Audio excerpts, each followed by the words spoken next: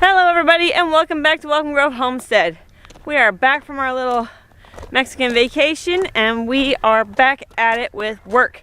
Projects, work. So today I'm going to be working on a new pig pen area for our piglets. They have been with their moms. It's time to wean them, get them their own pen that has piglet size wire so that they can stay nice and safe and contained. I have been so fortunate as to make friends with a fellow IPP breeder here in the area. They are Bluebelly Acres. They're amazing people. They have actually loaned me some Premier One fencing that I can use for the piglets because they are taking a small break from breeding. So they said, hey, we can loan you this stuff. Decide if you guys like this style of fencing. Like, they're just super nice people. And so I have some fencing that I borrowed from them. Gonna get that set up, get the piglets out of here, get them separated from their moms, get weaning going.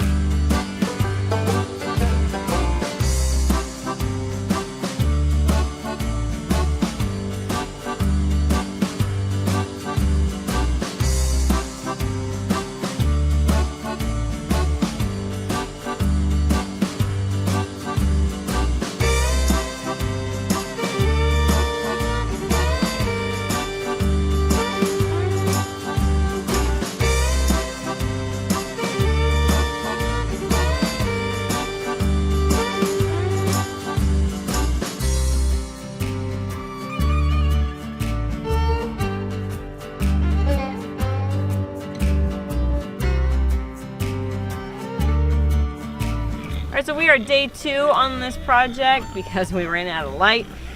Got this fence all set up for the piglets. We're about to let them out of the barn and let them explore their new area. I'm very excited.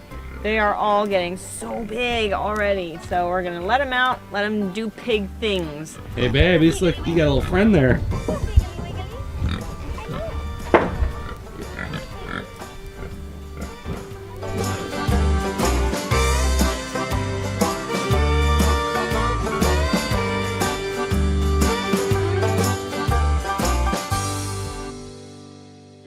You're okay.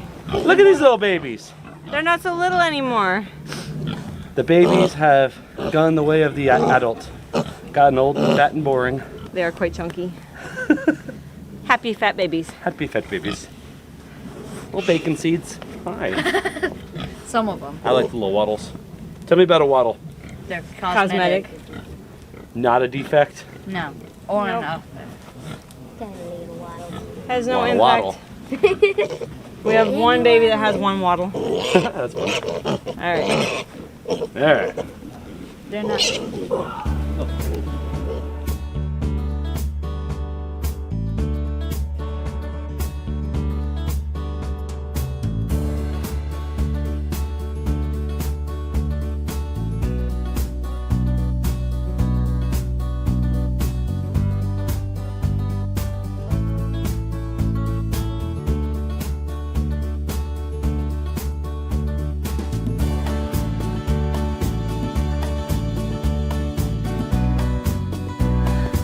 So it's been a few days since we separated out the piglets to get them weaning, and today is a very important day for a handful of those piglets.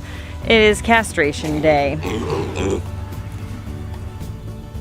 We've got 4 of these guys that are not up to par with breeding quality. So we have a friend who is coming by who has a lot more experience with pigs. He's going to teach me how to castrate these guys so that we can manage to do them on our own moving forward, but it's a sad day for them. Coincidentally, a rough day for the piglets is actually a really good day for us because my sister and her family are in town. They just got here a little bit ago and they're gonna be staying with us for the holidays. I have not seen my sister in 2 years, so it's really exciting. Get to see my nephew, who's 3 years old, and he's getting to experience our whole farm, and it's really awesome.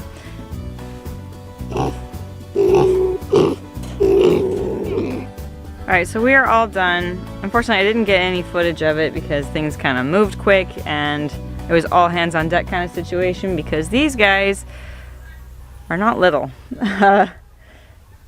So 2 of them are 6 weeks old, 2 of them are 8 weeks old, and they were all very difficult to restrain. It took 2 of us to hold them still enough, and even still, one of them broke his foot free and managed to kick the razor blade. He's not hurt too bad, but he did manage to cut one of his dew claws, so we're going to keep an eye on him, but he should be fine. So first go around with castration, and it was certainly difficult. We're definitely going to be having to look up some tips for how to restrain them maybe a little better as they get into being larger pigs. Because when you are raising registered potential breeding stock, you really can't assess their potential as a breeder when they are so small. Like, the ideal window for castrating feeder pigs is actually within the first 2 weeks of life, and you just can't really know what they're going to grow into. I mean, at 2 weeks old, some of the pigs that we thought were definite feeders grew out to be much nicer, and some of the ones that we thought were nicer in the beginning grew out to be definite feeders. So it's just, I guess it's a little bit of a gamble that you take if you decide to castrate earlier, and it's another gamble entirely if you're going to castrate later, because even one of them, I mean, I don't know if you can see it, but I got my wrist torn up just a little bit just from the front claws on one of them, because I was holding the back feet over the shoulder of our friend Josh. He was holding the main bulk of them, but with how much they kick and stuff, I was over his back holding their feet so that they couldn't kick, and got a little torn up by the front foot when he was trying to kick. But it's all part of the experience, and it was definitely a steep learning curve today, getting to experience it and getting to see it firsthand.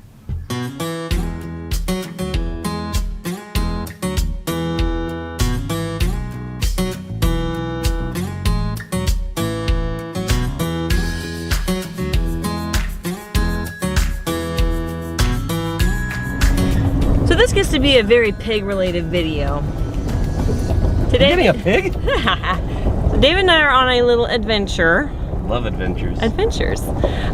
We are picking up a new breeding sow from a local breeder.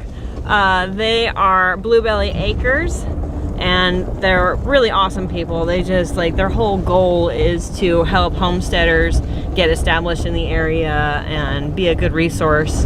And so I've been just talking to them, learning more and more stuff about breeding IPPs, and they have a sow that they were ready to move along. So we are going to pick up Miss Juanita today. Juanita the pig. Yes, I'm so excited. I've met her. She's a wonderful, very sweet pig.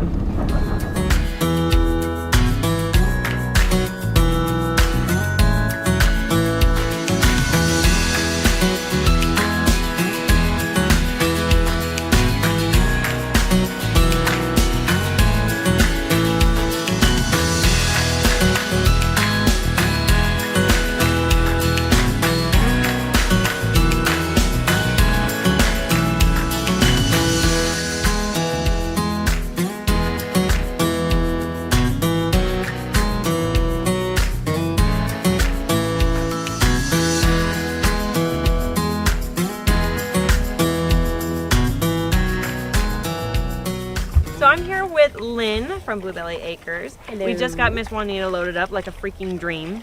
She walked right in. Oh, dude, she was awesome. It was about as perfect as you can get with a pig that fools everyone into thinking that pigs are easy to load. Yeah. That was a score for sure.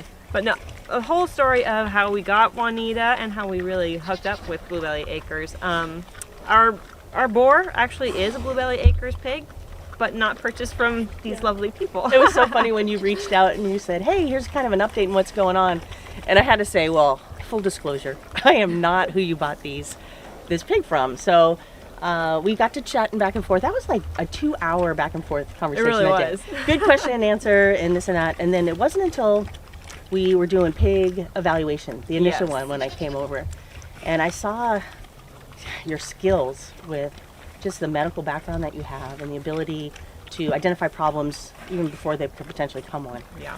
Well, Juanita, sadly, her farrowing this summer rejected all 9 of her babies. It was awful, and it Yeah. is that's what is had us pump the brakes on breeding, and we're going to take a year off or longer, and maybe just continue raising meat, pigs for meat. But Juanita was going to be destined for the freezer, and I just think that she was such a great mom when she was capable.